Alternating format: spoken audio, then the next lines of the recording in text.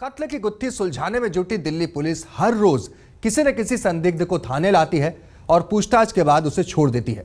जांच में लगी पुलिस को योगेंद्र का गायब मोबाइल फोन तो घर में ही मिल गया, लेकिन इस फोन से भी कोई सुराग नहीं मिला। ऐसे में पुलिस की जांच अब रोजी के लैपटॉप पर जा टिकी है, जो कत्ल के बाद से ही गायब है।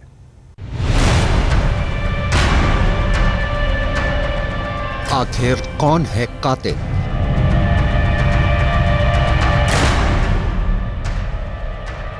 तीन कत्ल के पीछे की वजह क्या है?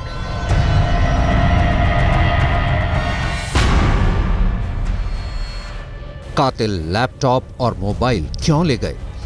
ये वो सवाल हैं जिनका जवाब खुद दिल्ली पुलिस ढूंढती फिर रही है। और अब पुलिस ने कातिल का सुराग देने वाले को 1 लाख रुपए के इनाम देने का ऐलान भी किया है। कत्ल का यह मामला बेहद उलझा हुआ है, क्योंकि इस मामले में कातिल का चेहरा तो दूर, पुलिस के लिए अब तक कातिल का मकसद भी साफ नहीं। दिल्ली पुलिस इस केस को पुरानी रंजिश और प्रॉपर्टी के झगड़े से भी जोड़कर देख रही है। जाहिर है कि इस मामले की तफ्तीश में फिलहाल कई एंगल हैं। मसलन योगेंद्र की बड़ी बेटी हेमा का हाल ही में तलाक हुआ है और वो करीब 4 महीने से रोहिणी के सेक्टर 28 में रह रही है। ऐसे में पुलिस को शक है कि कहीं ये वारदात हेमा के ससुराल वालों के इशारे पर तो अंजाम नहीं दी गई। इन दिनों चौहान परिवार अपनी दूसरी बेटी रोजी की शादी की बात भी चला रहा था। कहीं ऐसा तो नहीं कि कोई इस बात से नाखुश था और उसी ने पूरे चौहान परिवार का सफाया कर दिया। वाईपीएस चौहान ने अभी हाल में एटा में अपनी एक बड़ी प्रॉपर्टी का सौदा किया था।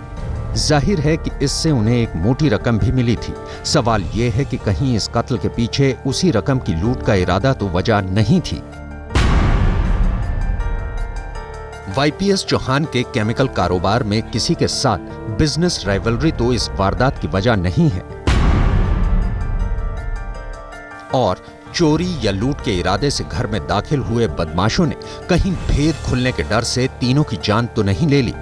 माँ, बाप और बेटी, 3 लोगों के इस खौफनाक कत्ल के बारे में कातिल कितने हैं, ये अभी तक साफ नहीं हो पाया है।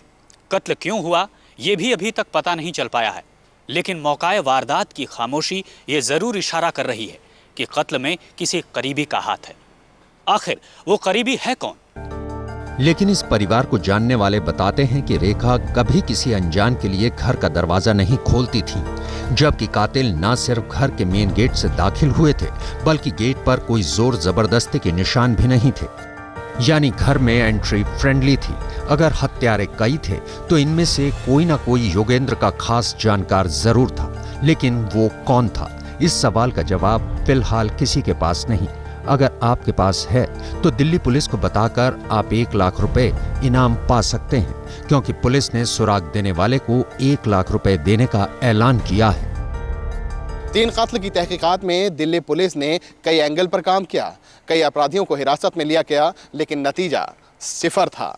आखिरकार थक हार कर दिल्ली पुलिस ने कातिल का पता देने वाले को 1 लाख रुपए देने का ऐलान किया।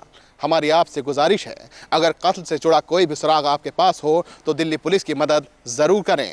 कैमरामैन सत्येंद्र भाटी और शिवेंद्र श्रीवास्तव के साथ तंसीम हैदर, दिल्ली आज तक। तो वारदात में फिलहाल इतना ही। दीजिए इजाजत। तमाम खबरों के लिए आप देखते रहिए आज तक।